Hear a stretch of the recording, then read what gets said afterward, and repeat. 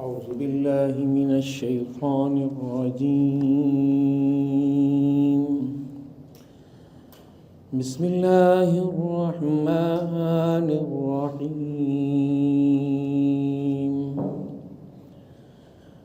يا أيها الإنسان ما غرك بربك الكريم الذي خلقك فسواك فعدلك في أي صورة ما شاء ركبك كلا بل تكذبون بالدين وإن عليكم لحافظين كراما كاتبين يعلمون ما تفعلون. صدق الله مولانا العظيم وصدق رسوله النبي الكريم ونحن على ذلك من الشاهدين والشاكرين والحمد لله رب العالمین. درود شریف پڑھ لیجیے. اللہم صلی علی سیدنا مولانا محمد وعلی آل محمد کما صلیت علی ابراہیم وعلی آل ابراہیم انک حمید مجید. اللہم بارک علی محمد وعلی آل محمد کما بارکت علی ابراہیم وعلی آل ابراہیم انک حمید مجید. انتہائی قابل احترام بزرگوں اور نوجوان ساتھیوں، اللہ تبارک و تعالیٰ کے کلام پاک سے 30واں پارہ اور 30ویں پارے میں قرآن پاک کی 82ویں آیت بلکہ سورہ انفطار کی آپ کے سامنے تلاوت کی گئی. اللہ رب العالمین سے دعا کرتا ہوں کہ وہ مجھے سچ کہنے کی، ہم سب کو سمجھنے کی اور آخر میں قرآن پاک کی ان آیات مبارکہ پر عمل کرنے کی توفیق عطا فرمائے. سورہ انفطار پہ دروس کا آج یہ چوتھا درس ہے.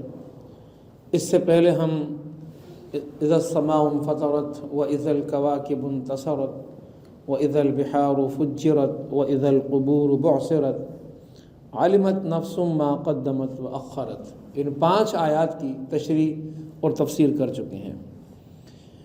آج سے ہم آیت نمبر 6، 7 اور 8 پر بات کریں گے، جن کے اندر اللہ تبارک و تعالیٰ نے قیامت کے برپا ہونے کے بعد علمت نفس ما قدمت واخرت کی بات کی کہ تم لوگ جان جاؤ گے کہ تم نے آگے کے لیے کیا بھیجا اور تم نے پیچھے کے لیے کیا چھوڑا. اب اللہ تبارک و تعالیٰ انسان کے اوپر اپنے احسانات جتاتا ہے.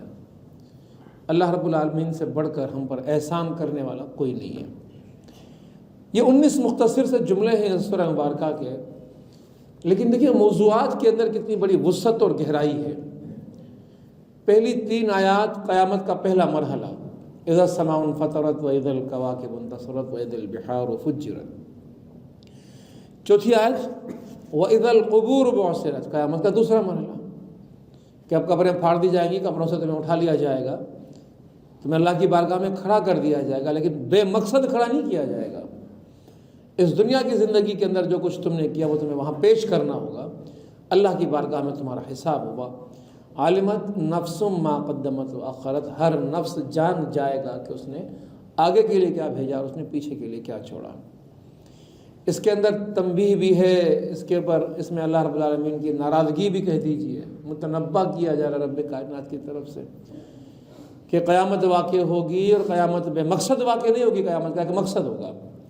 مقصد یہ ہوگا کہ دنیا کی زندگی کے اعمال اللہ رب العالمین کی بارگاہ میں پیش ہوں، اور پھر ان اعمال کی بنیاد کے اوپر اللہ رب العالمین کی جانب سے فیصلہ ہو جائے گا تمہارا ٹھکانہ اب کیا ہونے والا ہے، تمہیں جنت کے اندر بھیجا جانا ہے یا تمہیں جہنم کے اندر بھیجا جانا ہے. آگے کے الفاظ بھی قرآن پاک کی اس تسلسل کلام کے لحاظ سے بڑے اہم الفاظ ہیں. 19 کلمات جامع ترین کلمات ہیں، اور یہ قرآن پاک کے مختصر الفاظ کے اندر جو معنوں کی بڑی گہرائیاں سمائی ہوئی ہیں. اس کا اندازہ کرنے کے لیے سورہ مبارکہ کی اس آیت کے اوپر اگر تھوڑا سا غور کیا جائے تو بڑی ہمارے لیے سمجھ میں آنے والی بات ہوتی ہے. یا ایھا الانسان، عربی زبان میں یا ہو یا ایھا ہو، دونوں کی ایک ہی معنی، پکارا جاتا ہے. متوجہ کیا جاتا ہے، مخاطب کیا جاتا ہے۔ یا ایھا اے، جو اللہ رب العالمین جن سے مخاطب ہے ان کو کہہ رہا ہے رب کائنات اے، مخاطب کا صیغہ ہے۔ یا ایھا الانسان، اب اللہ رب العالمین ہمیں ایک نام دے رہا ہے۔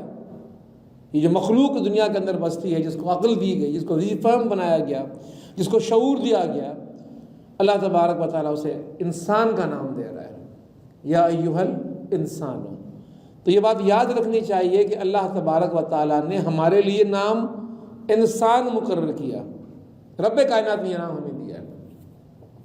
ما غرک، کس نے غرق کیا تجھے، کس نے دور کیا تجھے، کس نے گمراہ کیا تجھے، کس نے بے خبر کیا تجھے، ما غرک۔ اور مجھے سب سے پیاری معنی لگتی ہے کس نے دور کیا تجھے، بے ربک الکریم، البا کے معنی سے، کس سے، ربک الکریم، وہ رب کے جس کی فطرت پہ کرم کرنا، وہ کرم کرنے والا رب ہے، اس کے کرم کی کوئی انتہا نہیں ہے، اس کے کوئی شمار نہیں ہے کہ کتنا کرم کرنے والا، وہ رب کائنات ہے۔ یا ایھا الانسان ما غرک بربک الکریم۔ اللہ تبارک و تعالیٰ قیامت کے دوسرے مرحلے کا، انسان کے حساب کتاب کا، یہ سب کچھ بتانے کے بعد اب سوچیے ذرا کہ اللہ تبارک و تعالیٰ کا تخاطب کا انداز کس طرح انسان سے، انسان کے لیے رب کا کریم ہونا کی طرف منتقل ہو گیا ہے۔ گفتگو اور موضوع بدل رہا ہے۔ یہاں پر ساری باتیں بتا کر، ڈانٹ کر، ڈپٹ کر بندہ کیا کرتا ہے؟ اپنا بچہ ہو، اپنی اولاد ہو، انسان اس کو ڈانٹے گا، ڈپٹے گا، پھر کیا کرے گا؟ پھر بچہ ہے نا سینے سے لگائے گا، اس کو سمجھائے گا، ٹھنڈا پڑ جائے گا انسان کی فطرت میں یہ بات ہے۔ میری بات سمجھتے کیوں نہیں ہو؟ میں تمہیں سمجھانا چاہتا ہوں، میں تمہیں مشکلات سے بچانا چاہتا ہوں، میں تمہیں نالائکیوں سے بچانا چاہتا ہوں۔ زندگی کے مشکل مرحلے جو تمہارے سامنے آنے والے ہیں، یہ باپ کی عادت ہوتی ہے، ماں کی ایک فطرت ہوتی ہے کہ ڈانٹے گی بھی، ڈپٹے گی، لیکن وہ ڈانٹنا، وہ ڈپٹنا بھی پیار کا ڈانٹنا اور ڈپٹنا ہے۔ یہاں پر جو کچھ کہا گیا ہے اس تمام کے پیچھے اللہ تبارک و تعالیٰ کا بندے کے لیے پیار اس آیت مبارکہ کے تحت بالکل واضح ہو جایا کرتا ہے، سامنے آ جایا کرتا ہے۔ قیامت ہولنا کی، قیامت عذاب، قیامت غضب، ہولنا کیا، انسان تباہ ہو رہا ہے، مر رہا ہے، دب رہا ہے، اور پھر پوری تفصیلات ہم لوگ جان کر آ گئے کہ کیا کچھ نہیں ہوگا اس قیامت کے آثار کے طور پر، اس کے واقع ہونے کے وقت پر۔ آسمان کا پھٹنا، تاروں کا جھڑنا، زمین سمندروں کا بہنا، یہ سارے کتنے مشکل حالات ہیں کہ جن سے انسان گزارا جائے گا اس دور کے اندر۔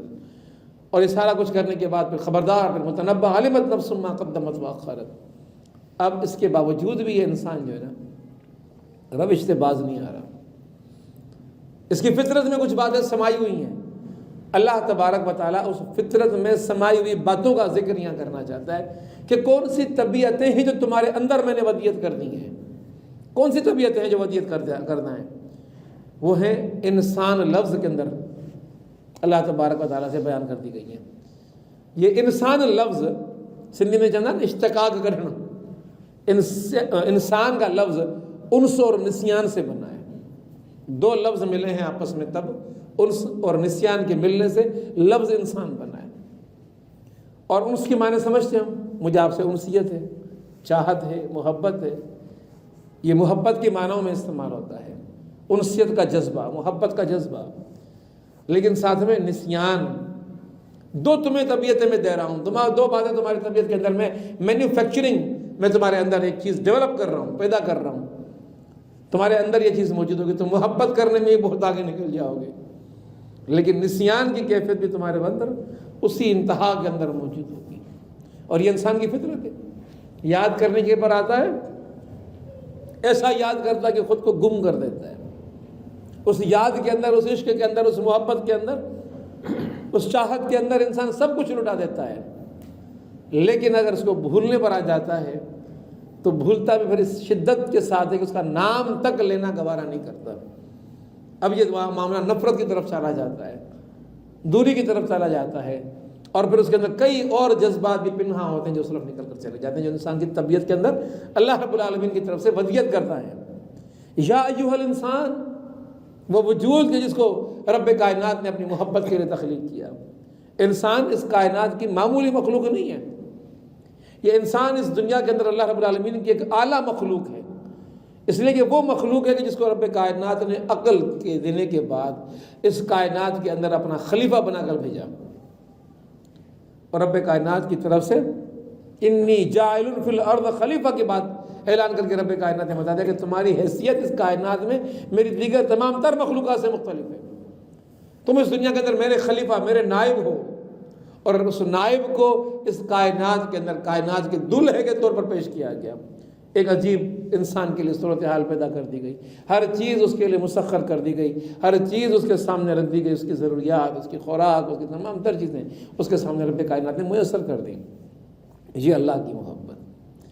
اور پھر کیا ہوا؟ انسان کی فطرت میں کیا ہے؟ اللہ کو چاہنے پر آیا تو ولی اللہ بن گیا، بڑا نیک ہو گیا، بڑا پارسا ہو گیا، اور اللہ کی چاہت میں آیا تو نہ سردی دیکھی نہ گرمی دیکھی۔ سردیوں کے دن آئے تو ٹھنڈی ٹھنڈی موسم کی اس کیفیت کے اندر فجر کی نمازوں کے اندر یہ بندہ ٹھٹھرتا ہوا پہنچ رہا ہے۔ اب تو پانی گرم کرنے کے حالات آ گئے، لیکن کبھی پانی گرم کرنے کے حالات نہیں ہوا کرتے تھے۔ ٹھنڈے پانیوں سے وضو کر رہا ہے، مسجدوں کا رخ کر رہا ہے۔ کس کی چاہت ہے؟ کس کی محبت ہے؟ یہ اللہ کی محبت ہے، اللہ کی رضا چاہیے، اللہ کی خوشنودی چاہیے، رب کو راضی کرنے کے لیے میں جا رہا ہوں۔ اور اس طرح انسان اس دنیا کے اندر رب کی چاہت کے اندر اٹھتا ہے، رب کی چاہت کے اندر قربانیاں دیتا ہے۔ وہ مال جس سے اس کو محبت ہے، اس مال کو اللہ کی راہ میں خرچ کرنا شروع کر دیتا ہے۔ وہ وقت جو اس کو عزیز ہے، اس وقت کو اللہ کی راہ میں قربان کر دیا کرتا ہے، اس کو اللہ کی نمازوں کے اندر، ذکر کے اندر اور فکر کے اندر۔ لیکن اسی انسان کا دوسرا رویہ بھی ہے کہ جب یہ بلانے پر آتا ہے تو ہر چیز بھول جاتا ہے۔ اب اتنا بھولنے پر آیا کہ اس کو یہ یاد ہی نہیں کہ میں کون ہوں، میں کس کا ہوں، میں کس کے لیے ہوں۔ یہ فطرتیں ہم نے دیکھی دنیا کے اندر کہ بڑے انسان چاہتوں کے اندر آ گیا تو چاہتوں پر عروج میں پہنچ گیا، اور بلانے پر آیا تو خدا کے باغیوں، خدا کے دشمنوں کے ساتھ مل گیا، اور خدا کے دین دشمنوں کے ساتھ مل گیا، اور خدا کے دین کے ڈھاننے والوں کے ساتھ چل پڑا۔ جب بلانے پر آیا تو دونوں فطرت میں رب کائنات کی طرف سے انسان کے اندر ودیت کرنا ہے، چاہت بھی کرے گا اور بھلا بھی دے گا۔ یہ اللہ تبارک و تعالیٰ نے لفظ انسان کے اندر واضح کر دیا۔ ما غرک بربک الکریم، کس نے دور کر دیا تجھے؟ دور ہونا رب نہیں چاہتا، دور کرنا رب نہیں چاہتا۔ تو یہ جو دوری ہے یہ رب کو عزیز نہیں ہے، پسند نہیں ہے۔ رب چاہتا ہے کہ میرا بندہ میرے قریب آئے، مجھ سے جڑے، میں اس سے محبت کروں، یہ مجھ سے محبت کرے۔ میری اور میرے محبوب بندے کے درمیان کسی اور کی محبت نہیں ہونی چاہیے۔ اسی لیے محبتوں کے پیمانے بیان کر دیے گئے کہ رائی کے دانے کے برابر بھی محبت ہوگی بندے کے دل کے اندر تو کسی اور کی محبت ہوگی اس کے دل کے اندر، تو جو دوسرے کسی اور کی محبت ہے خدا کی محبت کی جگہ تو وہ شرک کہلائے گی۔ تو یہ دلوں کو تو محبت کے لیے خالی کر دو اللہ رب العالمین کے لیے۔ اس دل کے اندر اللہ کی محبت ہونی چاہیے، اللہ کے سوا کسی کی محبت نہیں ہونی چاہیے۔ اور یہ محبت چونکہ انسان دل سے کرتا ہے، محبت کا مرکز دل ہے، دل ہی چاہت کا مرکز ہے انسان کا، کیونکہ دل اور دماغ کے فیصلے بالکل مختلف ہوتے ہیں، دل اور دماغ کے معاملے بالکل مختلف ہوتے ہیں۔ دماغ انسان کے اندر انسان کو یہ بتاتا ہے کہ کس چیز میں تیرا نفع اور کس چیز کے اندر تیرا نقصان ہے، لیکن دل سے جو چاہت ہوتی ہے وہ نفع اور نقصان سے بالا تر ہوتی ہے۔ پھر انسان نہیں دیکھتا کہ میرا کیا بگڑے گا، میرا کیا بنے گا، میری زندگی بنے گی یا میری زندگی تباہ ہوگی۔ یہ دل کی چاہتیں بالکل مختلف ہوتی ہیں، دل کی دنیا بالکل مختلف ہوتی ہے، یہ دماغ کی دنیا سے بالکل مختلف۔ دماغ کہہ رہا تھا کہ تم غلط جا رہے ہو، تمہارا نقصان ہوگا۔ یہ پیسہ انسان خرچ کر رہا اللہ کی راہ میں، کیا کر رہا ہے تو؟ اس سے تو اپنے لیے کوئی مشروب خرید سکتا تھا، اس پہ تو اچھے کپڑے خرید سکتا تھا، دنیا کے اندر کوئی بہت اچھا اہتمام کر سکتا تھا، تو اپنا گھر بنا سکتا تھا۔ یہ دماغ کی انسان کو پکار ہوتی ہے، لیکن دل کہتا ہے نہیں، میں اللہ رب العالمین کی محبت سے سرشار ہوں۔ تو یہ اللہ کی محبت کا دل ہے یہ گھر، التی تطلع علی الافئدہ۔ رب کائنات نے جہنم کی آگ کی ایک فطرت بیان فرمائی کہ جہنم کی آگ کی فطرت کے اندر یہ بات رکھی گئی ہے کہ یہ لپکے گی، یہ دوڑے گی، یہ پکڑے گی انسانی وجود کے اندر موجود دل کو۔ التی تطلع علی الافئدہ، یہ جائے گی علی پر افئدہ، دل کے اوپر، دل کو جا کر پکڑے گی، چھوڑے گی نہیں ہے۔ کیوں دل کو پکڑے گی؟ یہ دل تو ایک گھر تھا اللہ کی محبت کا، اور تو نے اس کے اندر صنم بٹھا دیا، اللہ کی جگہ کسی اور کو بٹھا دیا۔ تو اللہ کہتا ہے کہ اس پورے جسم کے اندر یہ جہنم کی آگ کی ایک فطرت ہوگی کہ کسی اور چیز کو نہیں پکڑے گی، سب سے پہلے اگر پکڑے گی تو اس انسان کے اس دل کو پکڑے گی۔ اور اس دنیا کے اندر آج کل آپ نے دیکھا ہوگا، پہلے بات لوگوں کو سمجھ میں نہیں آتی تھی کہ یہ آگ کی فطرت میں کس طرح ہوگا کہ انسانی وجود کو سب سے پہلے جا کے دل کو پکڑے، سمجھ میں نہیں آتا تھا، لیکن بعد میں سمجھ میں آیا۔ افغانستان کی جب جہاد چل رہا تھا تو پہلی مرتبہ یہ سامنے بات آئی کہ ایک ہوتا ہے اسٹرنگر میزائل اور ایک ہوتا ہے پیٹریوٹ میزائل۔ ان میزائلوں کی عجیب فطرت تھی کہ اس سمت میں اگر الٹ سمت میں اگر آپ اس کو داغ دو تو یہ دھوئیں کے پیچھے دوڑتا ہوا اس میزائل کو، اس جہاز کو، اس ہیلی کاپٹر کو جا کے مارتا تھا. اس عجیب و غریب تھا. یعنی کہ رشیا نے جب وہاں پر حملہ کیا اور اس کے ہیلی کاپٹرز راکٹس یہ وہاں جا رہے تھے اور حملے کر رہے تھے، تو ان کے جیٹ طیاروں کے جن پر فوجی بیٹھ کے بمبارمنٹ کر رہے تھے ان کو شکست دینے کے لیے، جب یہ طیارے مقابلہ کرنے کے لیے ان کے پاس تھے تو ان مجاہدین کے ہاتھ میں وہ اسٹرنگر میزائل آ گئے.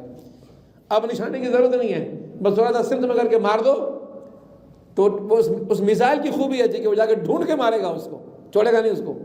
اور یوں جب جہاز گرنا شروع ہو گئے تو شکست شروع ہو گئی. تو جب انسان دنیا کے اندر ایسی چیز ایجاد کر سکتا ہے جو اپنے ہدف کو تلاش کر کے اس کو جا کے پہنچتی ہے، اس کا تعاقب کر سکتی ہے، تو خدا نے کہا کہ میں نے آگ کی طبیعت کے اندر بھی یہ بات وضعیت کر دی کہ آگ خود بخود جا کے ڈھونڈے گی کہ خدا کی محبت کا گھر کون سا تھا؟ انسان کا دل. اس انسان کے دل کو جا کر پکڑے گی جہنم کی آگ. تو کیوں پکڑے گی؟ کہ اللہ کی محبت کا یہ گھر تھا.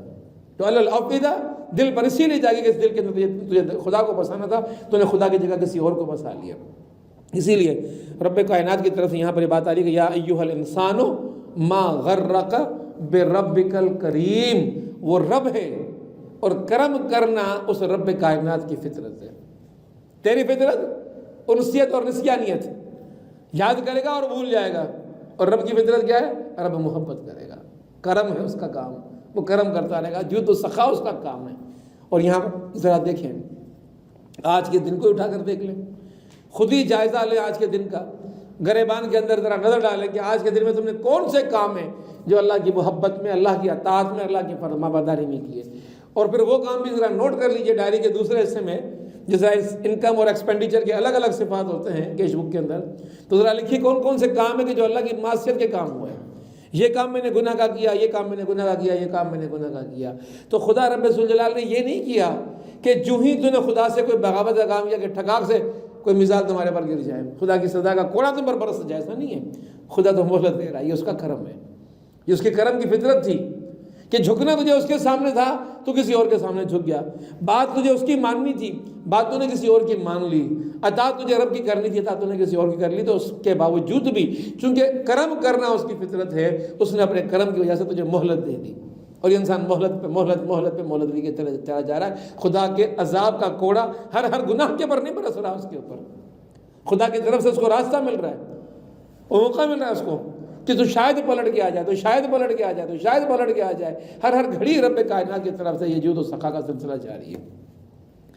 مفسر فی ظلال القرآن نے بڑی پیاری بات لکھی ہے کہ انسان ذرا اپنے آپ پر غور کرے. وَفِي أَنفُسِكُمْ أَفَلَا تَبْصِرُونَ. کبھی اپنے اوپر بھی ذرا تبصرہ تو کر کے دیکھ کہ تیرے اندر خدا کی کیا خدائیاں موجود ہیں، کیا نعمتیں موجود ہیں، کیا کرم نوازیاں موجود ہیں. اور رب کریم ہے. انسان تصور نہیں کر سکتا کہ انسان کا جسم خدا کی طرف سے بنایا گیا کیسا ایک عالمگیر آلہ ہے. اندر فیکٹریاں لگی ہوئی ہیں انسان کے اندر، انسان تصور نہیں کر سکتا. اللہ معاف کرے، ذرا جا کے دیکھیے جہاں ڈائلسس ہوتے ہیں. یہ ڈائلسس کی اتنی بڑی بڑی مشین ہے، اس طرف سے پائپ لگایا جاتا ہے، خون آ رہا ہے، جا رہا ہے، صاف ہو رہا ہے، پھر تو سیدھے خون صاف ہو کر واپس جسم کے اندر آ رہا ہے. یہ سارا نظام خدا نے آپ کے دل کے اندر موجود، جسم کے اندر موجود کر دیا. خون صاف ہو رہا ہے، اندر پمپنگ اسٹیشن کا کام کر رہا ہے. یہاں پمپنگ اسٹیشن انسان کو کب سمجھ میں آیا، کب بنایا انسان نے جا کر؟ یہ مشین کب ایجاد کی؟ خدا نے کب کی ایجاد کر کے تیرے سینے کے اندر رکھ دی. اور اس پمپنگ اسٹیشن کے ذریعے سے تو اس دنیا کے اندر اپنے خون کو جسم کے مختلف اعضاء تک پہنچا رہا ہے. انسان کا اعصابی نظام، باریک باریک تاریں ہیں، یہ دماغ کے پچھلے حصے سے نکلتی ہیں اور یہ آپ کی جو ریڑھ کی ہڈی ہے اس کے اوپر وہ جال بچھے ہوئے، اور یہ دماغ سے شروع ہو کر اور پاؤں کے اس آخری ناخن تک جاتے ہیں. جہاں کہیں بھی کوئی تکلیف پہنچتی ہے تو فوراً وہاں سے پیغام دماغ تک پہنچ جاتا ہے. اتنا سرعت کے ساتھ یہ پیغام رسانی کا نظام. آج تو موبائل اٹھا لیتے ہیں، فون اٹھا لیتے ہیں، آج کل کے دور میں سمجھ سکتے ہیں کہ پیغامات اس طرح آ جا سکتے ہیں. لیکن اس دور میں، آدم علیہ السلام کے دور میں جب انسان ایجاد ہوا تو منکرین خدا سے ہم لوگ پوچھتے ہیں بتاؤ یہ اتنا کمپلیکیٹڈ سسٹم جو انسان کے اندر موجود ہے یہ کیسے موجود ہے؟ ان تاروں کو بچھا دو، اتنی باریک باریک تاریں جو کئی کئی میل تک چلی جائیں گی. پھر یہ باریک باریک تاریں جو جسم کے ہر عضو تک، جسم کے اندر تک، ہر بال تک پہنچی ہوئی ہیں، ہر مسام تک پہنچی ہوئی ہیں. یہ پہنچانے والا کون ہے؟ بنانے والا کون ہے؟ یہ نیٹ ورکنگ جسم کے اندر کرنے والا کون ہے؟ اگر تم خدا کو نہیں مانتے تو خدا کو ماننے پر انسان مجبور ہو جاتا ہے۔ اسی طرح یہ جو انسان کا بھیجا ہے، 100 سال کے بوڑھے سے پوچھو اپنے زندگی کے ماضی کے واقعات سنانا شروع کر دے گا۔ میموری کو کتنا ریکارڈ کر رہا ہے، یہ موبائل آ گئے نا آج کل کے دور میں، ان کے اندر میموری کارڈز ہیں، اتنا جو ہے ڈیٹا اس کے اندر ہوگا، اس کے بعد ڈیٹا نہیں ہوگا، میموری فل ہو گئی جناب، جس میں ہینگ ہو گیا، اب موبائل کام ہی نہیں کر رہا، ایک کیپیسٹی تھی ختم ہو گئی۔ اور کتنے سال موبائل چلتے ہیں ان کی میموری۔ آج کا جدید انسان بڑا اس نے میموری کو اسٹور کرنے کا انتظام کر لیا۔ پہلے ٹیپ ریکارڈر کی کیسٹیں ہوا کرتی تھیں، اس کی وہ پٹی ہوا کرتی تھی، اس پہ ریکارڈ کرتے تھے، 1 گھنٹے کی 1.5 گھنٹے کی کیسٹ ہوا کرتی تھی، وہ 1.5 گھنٹے کی کیسٹ۔ اب یہ کیسٹیں جو انسان کو کتنے گھنٹے ملے، ایک دن میں 24 گھنٹے مل رہے ہیں، زندگی کے سالوں کا حساب لگاؤ، کتنا ریکارڈ ہے کہ وہ اس پہ مسلسل انسان ریکارڈ کرے۔ وہ ریکارڈ کہاں محفوظ کرے؟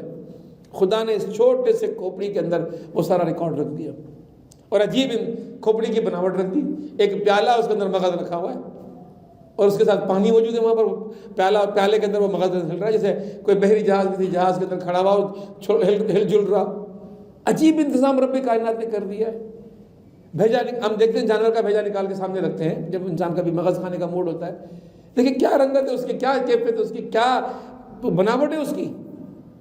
اور ہم سب کی زندگیوں کے سارے واقعات، حالات، یہ ریکارڈڈ ہیں سارے اس کے اندر، انسان کے پاس ریکارڈڈ ہے سارے کے سارے۔ یا ایھا الانسان ما غرک بربک الکریم، جس رب نے تیرے دماغ میں یہ اتنا بڑا میموری کا سسٹم رکھ دیا تو اس کو بھول گیا۔ یا ایھا الانسان ما غرک بربک الکریم، جس رب نے تیرے جسم کے اوپر پچھلے مغز سے لے کر تیرے پاؤں کے آخری نوک تک، دانے تک جا کے یہ اعصابی نظام ترتیب دے دیا تو اس کو بھول گیا۔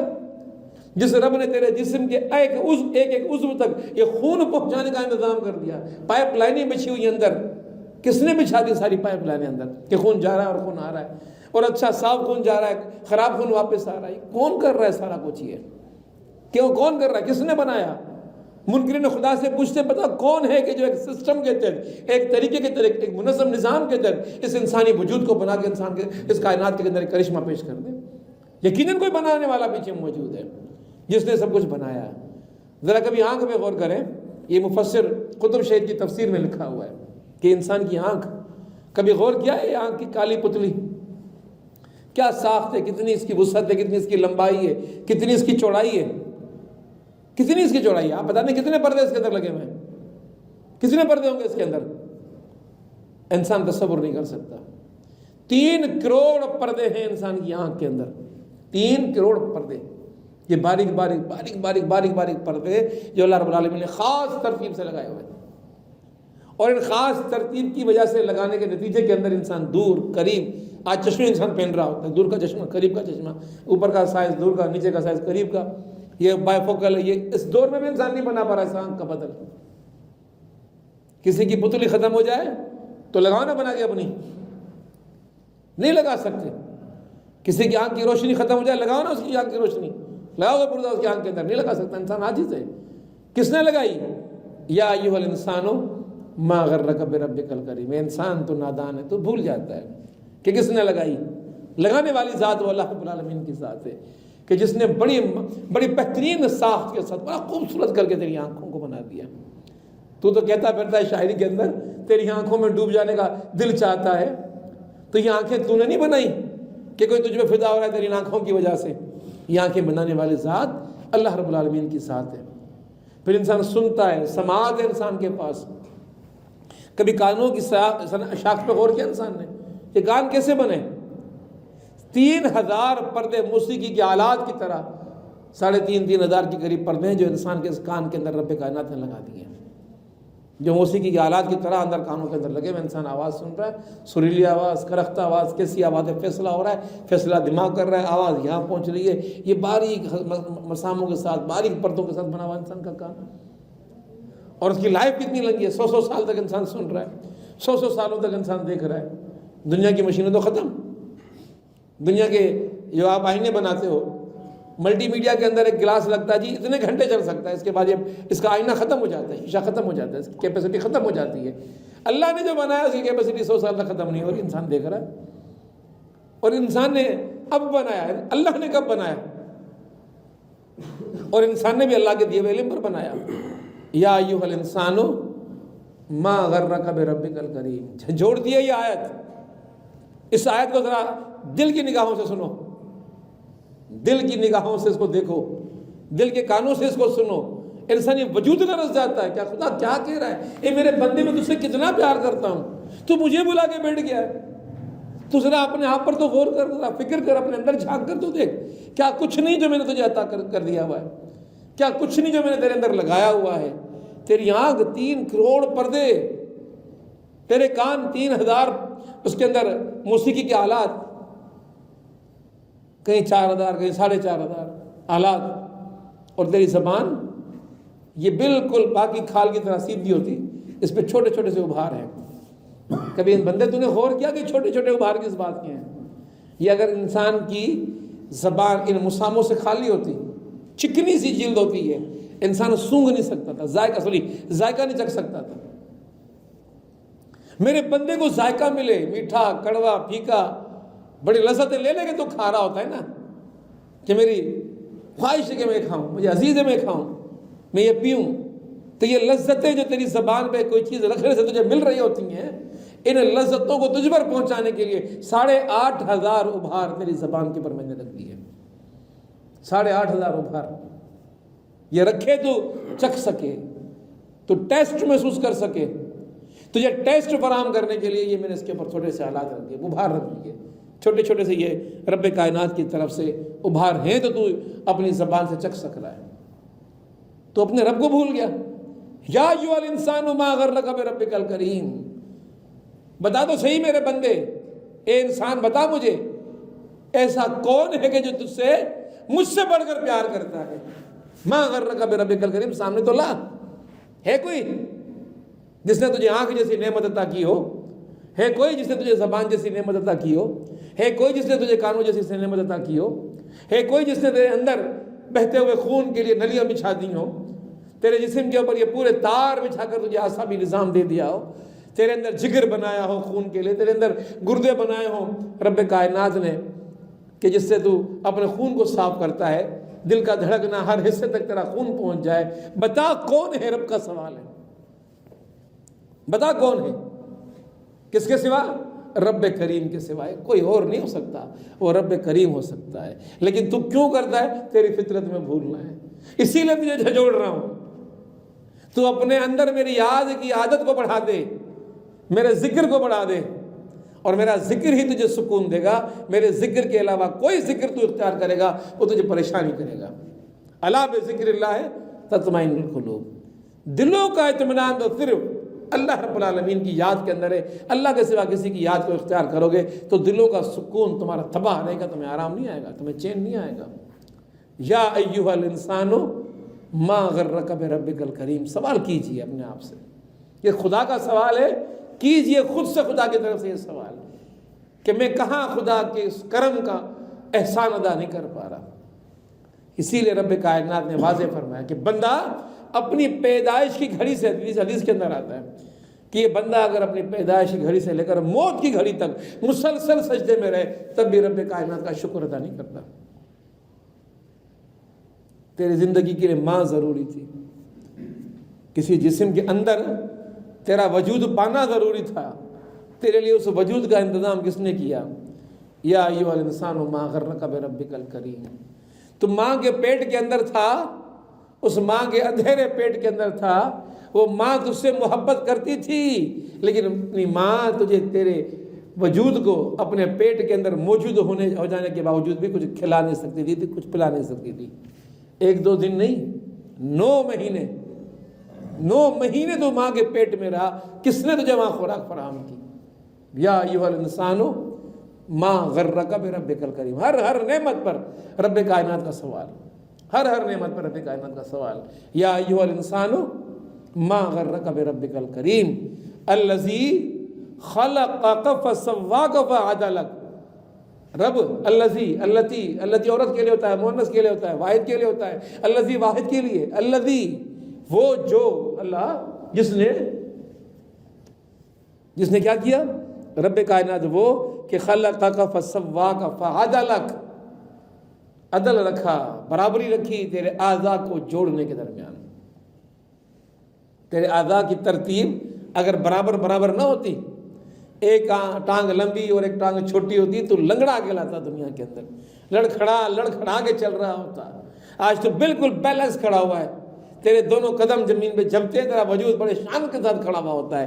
بتا یہ تیرے دونوں ٹانگوں کو، تیرے جسم کو، اس وجود کو کس نے اس اعتدال کے ساتھ تخلیق کیا؟ الذی خلقک فسواک. تخلیق کسی اور کی نہیں ہے، تیرے وجود کے اندر یہ دونوں ٹانگوں کی برابری اس رب کائنات کی ہے. یہ دونوں ہاتھ، ان دونوں کی لمبائی اگر ناپو تو برابر، یہ لمبے چوڑے ہوتے، انگلیاں عجیب و غریب ہوتی.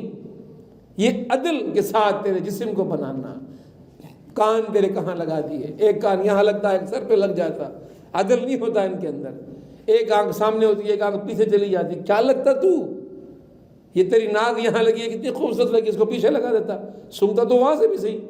لیکن تیرا چہرہ کیا بنتا؟ تیرا جسم، وجود، جس کو تو سامنے آئینے کے کھڑے ہو کر سمجھتا کہ مجھ سے حسین اس دنیا کے اندر کوئی نہیں ہے. کبھی سوچا کہ ایسے حسن کو دینے والا کون ہے؟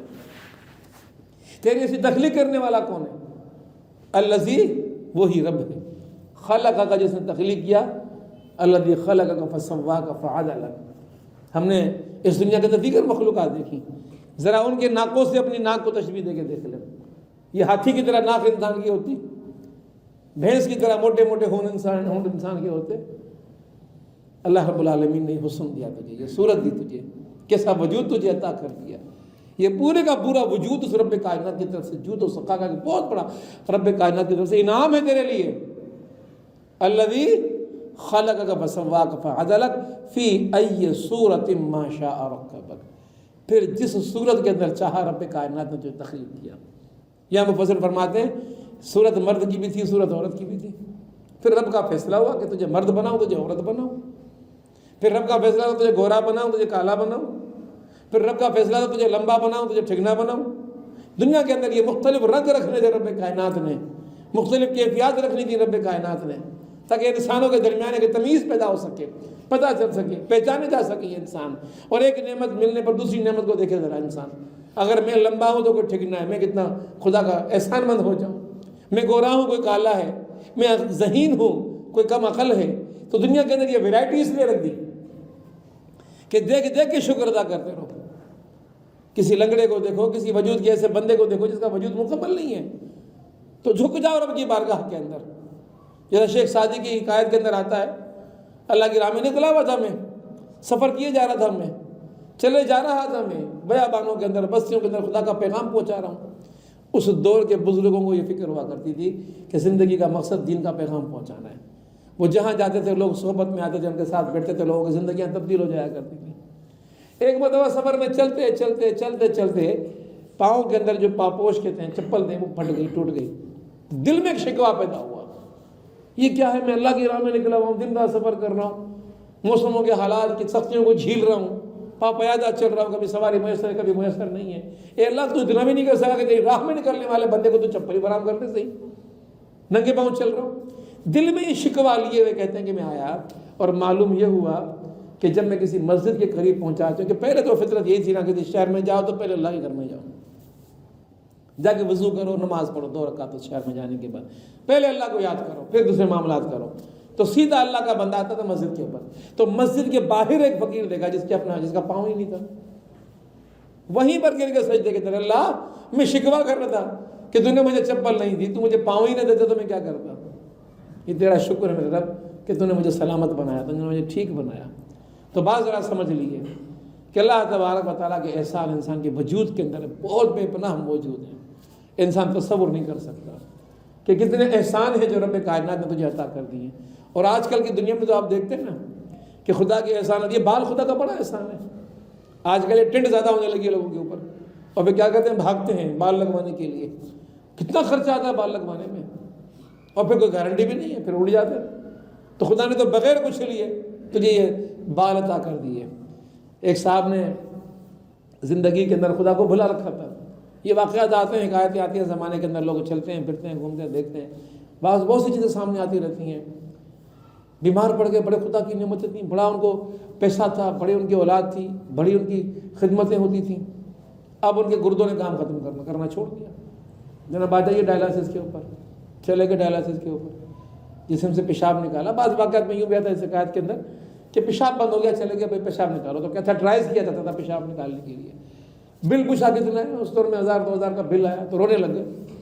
تو لوگوں نے کہا رو کیوں رہے ہو، اتنی بڑی تکلیف کا کام تو نہیں تھا، پیشاب جسم سے نکلا، بات ختم ہو گئی.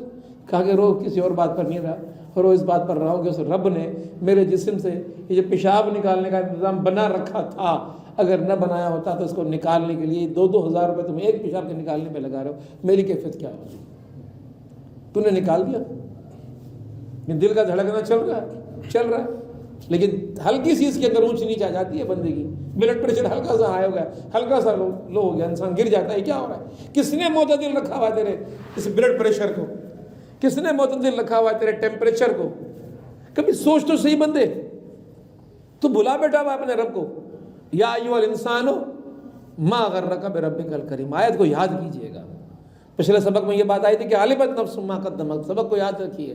اور آج کے اس درس کے اندر یا ایھا الانسان ما غرک بربک الکریم الذی خلقک فسواک فعدلک فی ای صورت ما شاء رکبک. اللہ رب العالمین سے دعا کرتے ہیں کہ اللہ رب العالمین ہمیں آج کے درس میں جو کچھ ہم نے سنا کیا اس پر عمل کرنے کی توفیق عطا فرمائے.